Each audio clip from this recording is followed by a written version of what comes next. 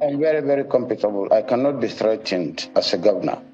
I owe and I stand by my comments, and it is meant in good faith, and it is not meant to malign, to insult, or to do anything to the contrary other than meaning goodwill and good faith. Because I believe as a leader of a subnational, I should tell the presidency what we feel about their reforms, about their initiative would have concomitant effect on us.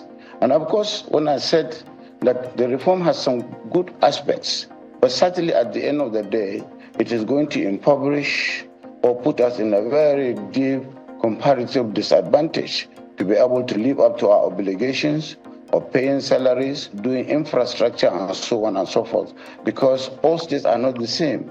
And I will believe as a leader of the federation, and all of us are federating entities, they should listen to us, not to be arrogant and showing some elements of impunity that whatever happens, they will go ahead. And I think we must have the courage to humbly, with all humility and sincerity, say, please listen to Nigerians, listen to us, especially some of us that have apprehensions. Bala Mohamed's response to the presidency is fair. He's standing his ground, insisting that he can't be intimidated or threatened, that he doesn't mean any harm. This response is to Tinubu's request that he withdraws his earlier threat, where he threatened anarchy if he doesn't withdraw the tax bill.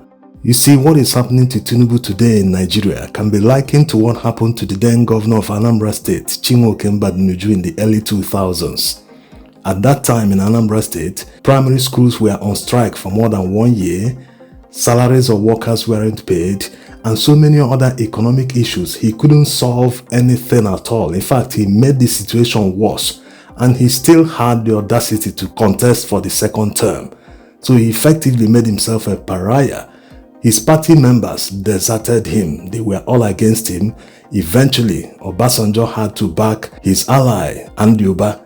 That was how they made Chris Ngige the governor as a placeholder so as to hold the position for Oba, pending when Obasanjo finishes his second term in 2007.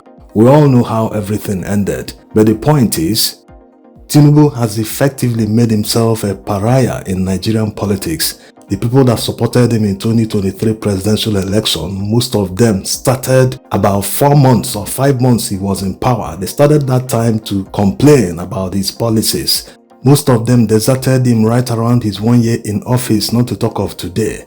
That's why they are using military tactics. Yes, military regimes always repress free speech. That's exactly what they are doing. They are clamping down hard on critics. They wanted to hound Bala Mohamed, but because he has immunity, they can't do anything to him. If he doesn't have immunity, they would have quickly arrested him, like they arrested Sheikh Humadi. The DSS arrested him. He has not been charged. No one knows actually the reason why they arrested him, but of course, he is a critic of the government. Coming back to the tax reform, the way Tinubu said that the tax reform has come to stay, that there's no going back, is effectively making it clear to everyone that he controls the National Assembly. Yes, the executive branch can propose a law to the National Assembly. It is left for the assembly members to make their own decision. After conducting research and everything about the law, they can decide to approve the law or bounce it back to the executive branch and say, no, this is not popular. We are not passing this law for so reasons. They will now have to come up with amendments in the law to represent it to the National Assembly. This is how it is done. Tinubu saying that there is no going back on the tax reform bill means that he controls the National Assembly. Anything he presents to the National Assembly, that they will rubber stamp it, that the National Assembly leaders are like his puppets. They will dance to his tune. Of course, there is the evidence. You see them bowing down to him. Yes, in Africa or in Nigeria, people usually bow to their elders. But this is governance. The legislative arm is supposed to be independent. The judicial arm is supposed to be independent. But you see them bowing to others, sort of pledging their loyalty to them. They don't owe anyone loyalty. They don't owe individuals loyalty. Their loyalty should be to the Nigerian constitution, to the Nigerian people who elected them, who they are supposed to be serving. So all these they do in public, they are not supposed to be doing it. Because once you're showing that you're loyal to someone, it means that you will do the person's bidding. And once you are loyal to someone, it is because of selfish interest, not because of national interest. One example is what the Speaker of the Federal House of Reps said here. So far so good, Your Excellency. The House is very supportive of you. The House loves you very well. There is hardly any decent voice in the House today and yesterday against you for any of your policies. The House has always been supportive of what you bring, and we shall continue to strive in ensuring that we operate as one, the executive and the legislature together. We want to ensure that whatever you bring will see the light of the day, both in the House of Representatives and in the Senate. You can see an example of the acid taste of members' support and solidarity. Just within the last 3-4 days, about 3 bills came from the presidency, and they were all expected to be treated expeditiously. And the House and the Senate do not relent, Your Excellency, in ensuring that we deliver a miracle, because what we did is just short of being called a miracle. You see, they don't really understand how governance works. The Speaker, openly pledging loyalty to Tinubu, he effectively handed over his powers and his independence to Tinubu. He shouldn't do this kind of thing in public. Even if he feels, I need to repay him the good gesture. He helped make me Speaker of the Federal House of Reps, but he should be doing this behind the doors, not in public. Because it makes a mockery of separation of powers. How can you be belittling yourself, openly singing praises of someone you are supposed to hold to account? The legislative branch is supposed to be holding the executive branch to account to make sure that everything they come to demand from them, especially budgets and other expenditure, that they are spent exactly the same way they passed it into law. So you can't be openly fraternizing with someone you're supposed to hold to account and you expect Nigerians to believe that you will do your job the way you're supposed to do it. Nigerian politicians understand Nigerians very well. They know how to trigger us. Once they pull that trigger, Nigerians will jump up and their opinion about the issue will become so rigid and inflexible, sort of like they lose their minds. They will no longer be applying common sense. Some people were triggered the same way with Muslim ticket a few years ago, and the objective was achieved. Today they are saying, this wasn't what we expected, blah blah blah. Now they are triggering some people with tax reforms. Once they drop few lines like, Hisba in the north, they are destroying alcoholic drinks and northern states still want to benefit from VAT made from alcoholic drinks in the south, it will trigger a lot of people. They will shout, this is injustice. Why should other people be making the money while others who don't contribute anything will be benefiting from the money? The trigger will blind everyone. They will no longer reason and look at the main matter. Yes, it's a known fact that the majority of the wealth of this country comes from the Niger Delta. And the Niger Deltans have not benefited in a commensurate manner from the oil wealth. Yes, but there is still what is called 13% oil derivation fund that is paid to oil producing states. So it's not as if the Nigerian state is completely guilty. They share in the guilt, but there reaches a time when you will say, what about the 13% oil derivation fund being paid to states like Delta, Bayelsa, Rivers, and many other oil producing states? So the point here is that it is not just about revenue. What have you done with the ones you earned the past 10 years, the past 20 years? You cannot even account for 1 billion naira you earned from oil derivation. How can you account for 20 billion? The more you give a Nigerian politician, the more they will retire that money, the more they will spend it into credit. They will even borrow on top of that money. Yes, they always have excuses. They will tell you there's no money, but look at the budget. They are budgeting more than 4 billion naira just to build a helipad for Tinubu in Lagos. Of course, there is still a jetty they want to build inside the same budget. What does he need a jetty for?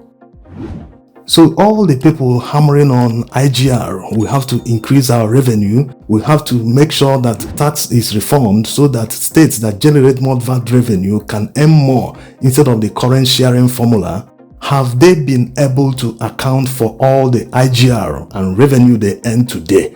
We are talking about the one of today, not the one that will come tomorrow or after tax is reformed. Let them account for the one they earn today. Let's see.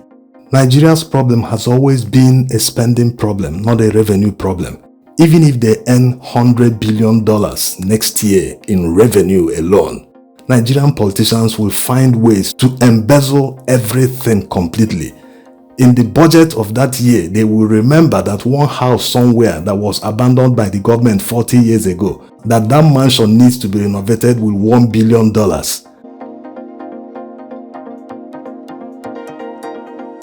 The point here is all reforms must be a gradual process, especially when it has to do with earnings of states. When the tax reform passes, it will cut a lot of earnings of many states in not just northern Nigeria but also in the south. And the worst in all these their reforms is that they have never cut the cost of governance. In fact, the cost of governance has increased by a whole lot because of the Naira devaluation. They have created so much poverty since the past 20 months they came to power. There is so much suffering, and now they want to increase that suffering by reducing the revenue of some states. Imagine many states that at the moment they can't generate enough revenue. They rely solely on the federal allocation, and you want to reduce that revenue without them providing for themselves. At least they have to invest and commit money into infrastructure projects that will generate that revenue for them in the states. They have not done that. You want to cut off that earning, except they have a provision in the law, if it passes the National Assembly, that it will start maybe by 5 years or 10 years, something like that. But the way they are going about it, it seems that it will start immediately it is signed into law. So these are the issues. They are harping on reforms, but they can't reform themselves. They are telling Nigerians to tighten their belts, but it seems they are buying bigger belts because their bellies are widening. They are growing fat on the money while telling people to fast, that it is time to work, that everything will materialize in a few years. But it is materializing for them right now. Why should that be? Just like the savings they said they will make from petrol subsidy removal, when you ask them today, where is the money? Where did they invest the money in? They will tell you, states are earning more money from FARC today. Go and ask the governors where they spend the money or where they are investing it. Without telling you that the states are worse off. Yes, when you factor in Naira devaluation, which of course you know is up to 200 or 300%, you will know that states are even worse off now compared to Buhari's time because of Naira devaluation. Road contracts that used to cost about 15 million Naira per kilometer, today it is more than double that amount. You can look at budgets from many states in Nigeria. So like already said, the tax reform is nice, but the timing is very wrong. It shouldn't be all about asking for more money. Can they account for the one they already earn? Give Nigerians the account. Tell us why you are spending millions of naira always renovating. You renovate every year. In the budget, you will see this office. They will be buying cars. Even Office of the Secretary to the Federal Government is buying cars with more than 2 billion naira. Already, there's a budget for that in Aso Rock. At the presidency, in many places worth billions of naira. What are they doing with all this money? What are they doing with all these cars? Are they going to run a car dealership? Since there is so much hunger, the tax reform should be shelved for now. Let all the promises they made materialize first. If they materialize, Nigerians can say, okay, what you said worked, so we can now move on to the next stage of reforms, so that Nigeria will work for everyone. That's all Nigerians are asking, not working for only people in government. Why they enjoy, they tell Nigerians to wait, that it will materialize. Before they say 3 years, now they are talking beyond 2031. So don't let anyone deceive you or trigger you with anything. All these they are doing, all polarizing policies, are just for the elections. Yes, they know they've lost the North. They want to galvanize the entire South to support them in 2027. Meanwhile, they didn't remember Southern unity in 2023. They disenfranchised fellow Southerners from voting in Lagos and some other parts. The North they are castigating today never disenfranchised anyone during the election. So focus on the issues. Don't let anyone trigger you or change the narrative so that you start supporting them and feeling that, if this one achieves this, if they're able to amend this, we'll vote for them. Let them continue. We'll like them. We'll forget everything they did in the past. No. Nothing good can ever come out from people who stole power. Thanks for watching.